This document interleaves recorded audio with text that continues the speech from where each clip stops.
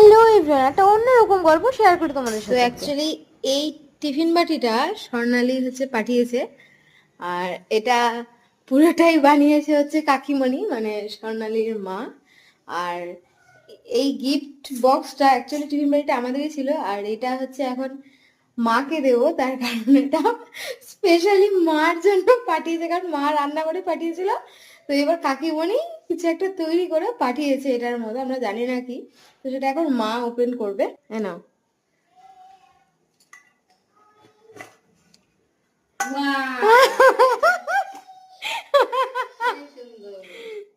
কি সুন্দর হয়েছে না?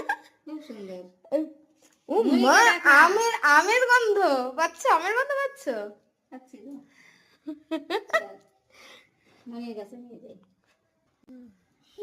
তা এবার এটা মা কাটিং করবে, মানে কাটিং করবে আর কি।